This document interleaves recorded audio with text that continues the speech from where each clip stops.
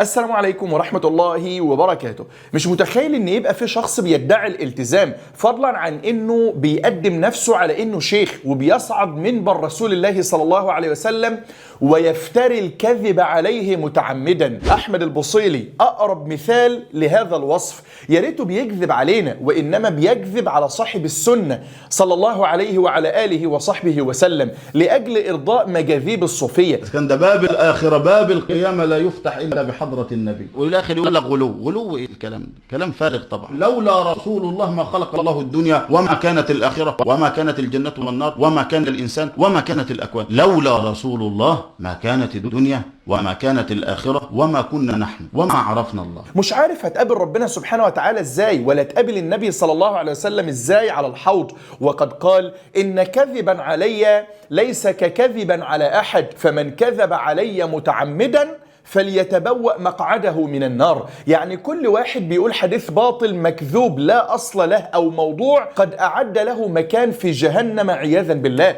والحديث الموضوع هو الحديث المردود ولا يجوز ذكره إلا مقرونا ببيان وضعه للتحذير منه. ومع ذلك أحمد البصيلي بيذكر الحديث في كل خطبة جمعة وكل محاضرة وبيكرره على مدار الشهر وفي المناسبات مرات ومرات. لذلك وجب التحذير منه، لأن أحمد البصيلي بيتحرك بآلة من الأكاذيب، أكاذيب أحاديث وأكاذيب قصص وروايات وأكاذيب تأويل الآيات والأحاديث ولي عنق الحقيقة. أحمد البصيلي القبوري الصوفي بيتعمد مخالفة إجماع الأمة ويأتي بتفاسير على هواه، ويوم ما يستدل بالمتقدمين لا يستدل إلا بشيوخ قبورية كان تفسيرهم برضو على هواهم. ممكن واحد يقول لنا إننا سلفية وهابية إخوانية علمانية بتنجانية ملوخية وبنكره الصوفية وإننا بنتكلم على هوانا بغضا فيهم ليس أكثر. هقول لك يا سيدي تعالوا نتكلم بالعلم، وبيننا وبينكم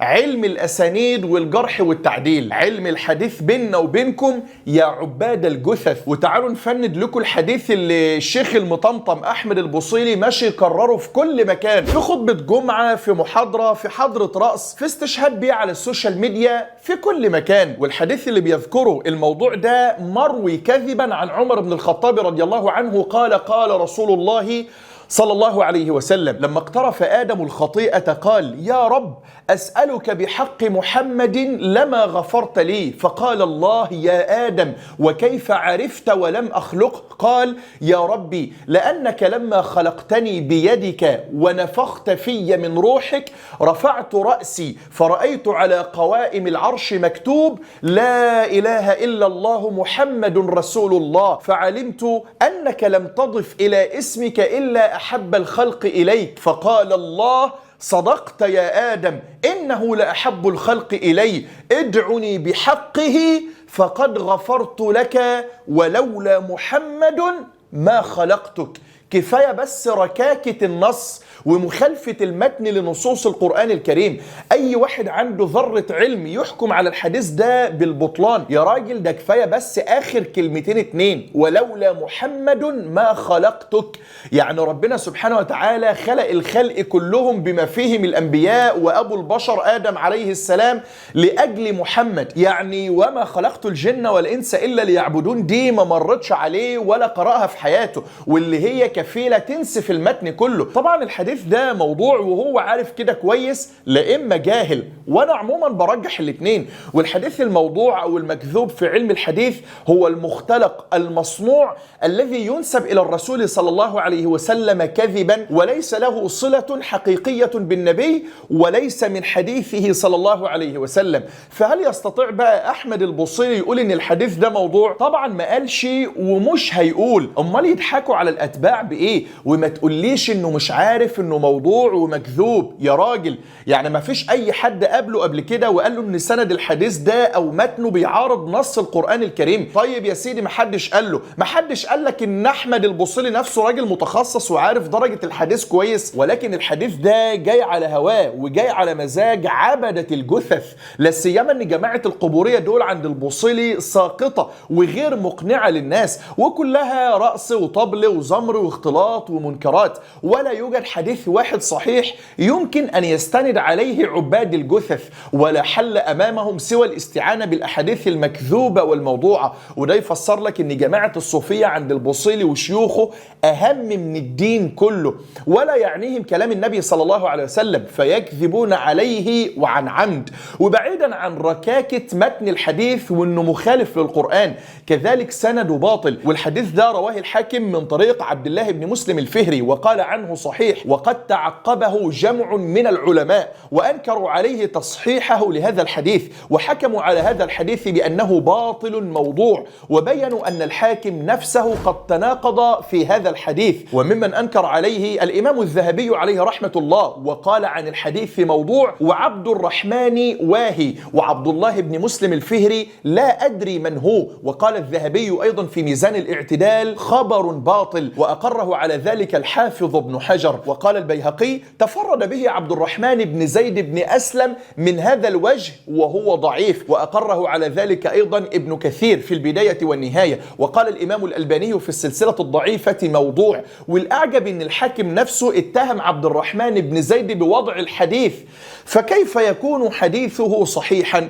وكذلك أنكر عليه شيخ الإسلام ابن تيمية وقال: وأما تصحيح الحاكم لمثل هذا الحديث وأمثاله فهذا مما أنكره عليه أئمة العلم بالحديث، وقالوا إن الحاكم يصحح أحاديث وهي موضوعة مكذوبة عند أهل المعرفة بالحديث. والخلاصة إن الحديث ده بيرفع النبي صلى الله عليه وسلم فوق منزلته التي حددها ربنا وأخبرنا بها نبينا صلى الله عليه وسلم: قل إنما أنا بشر مثلكم يوحى إلي أنما إلهكم إله واحد ذاك قول ربي في القرآن وليس بعد كلام الله كلام. ولو اعتقد أحد خلاف ذلك فقد انحرف عن الجادة.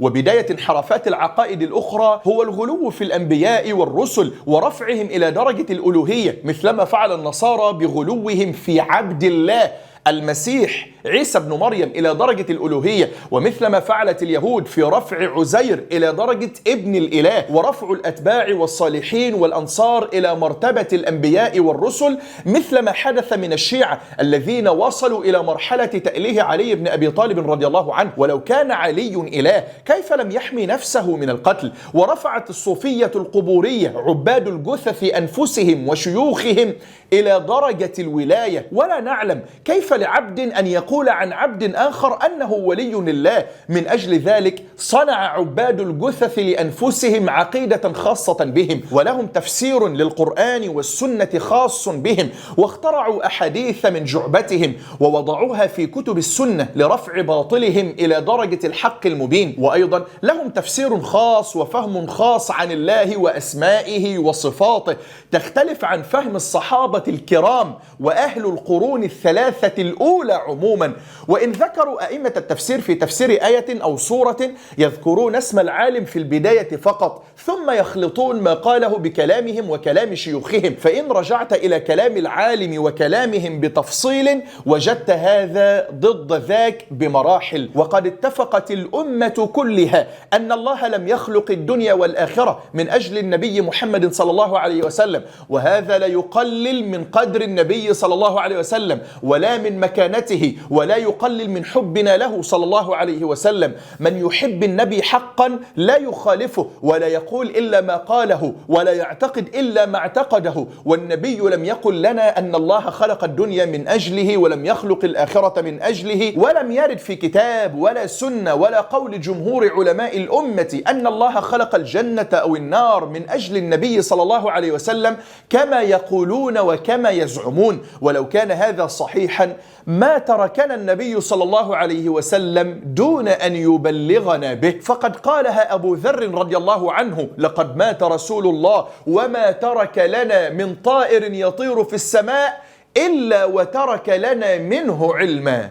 والخلاصة يا كرام حب النبي صلى الله عليه وسلم مش رقص وزمر وطبل. حب النبي صلى الله عليه وسلم مش موالد وحفلات رقص وعري ولعب قمار وشرب خمور ورقصات كما يحدث في موالدهم، لمشاهد احتفالات عبدة الجثث بالمولد وكل مولد. في عاقل يصدق ان النبي صلى الله عليه وسلم دعا لكده او يرضى بكده، او الصحابة فعلوا هذه المنكرات، او التابعين وتابعيهم بإحسان إلى يوم الدين، او علماء الأمة الثقات، او اي حد عنده ذرة من عقل حتى لو كان غير مسلم يعتقد ان ده صواب او يمت للدين بصلة؟ ده كفيل يخلي اليهودي والنصراني والبوذي حتى الهندوسي عابد البقر انه يحمد الهه الذي يعبده على العافية التي هو فيها، وكفيل انه يخلي اصحاب العقائد الباطلة يثبتون على باطلهم ويثبتون اتباعهم عليه.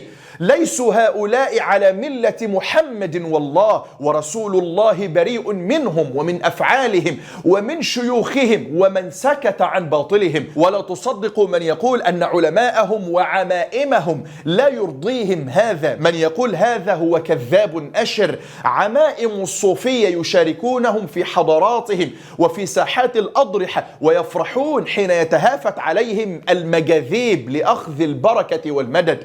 والله لو كانوا ينكرونه لطالبوا بوقفه لما فيه من بدع وشرك وإغضاب لله جل وعز. حب النبي يا كرام يكون باتباع سنته وتبليغ دعوته. الصوفية القبورية يحللون الأغاني ويحللون الربا ويحللون الاختلاط ويحللون السلام على المرأة ويبغضون النقاب واللحية والملتحين ويسخرون من سنة النبي ككل. ووالله لو صدق فيهم رجل واحد لخرج وقال إن الصوفية هذه ليست من الإسلام، وأنها دخيلة على ديننا أدخلها الشيعة الروافض على منهجنا وبلادنا.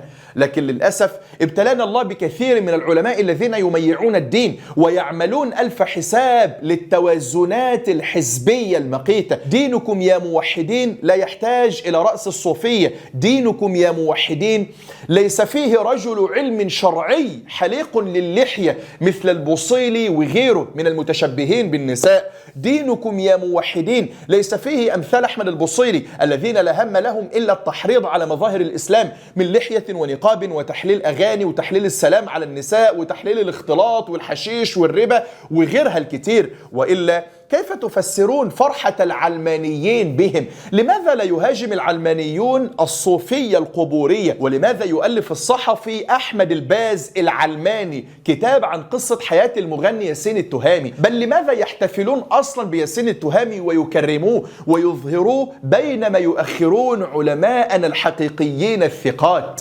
والسؤال لا يحتاج إلى إجابة، فإجابته واضحة وضوح الشمس في كبد السماء. قد بلغنا ما ندين الله به والحقائق أمامكم، ومن يستطيع أن يتحمل الحساب يوم القيامة فليختر ما يناسبه من هذا الطريق أو ذاك. اللهم إنا نشهدك أننا بلغنا ما نظنه الحق، وعليك البلاغ ومنك وحدك الإعانة والمدد. وسبحانك اللهم وبحمدك أشهد أن لا إله إلا أنت أستغفرك وأتوب إليك. أحبكم في الله، والسلام عليكم ورحمة الله وبركاته.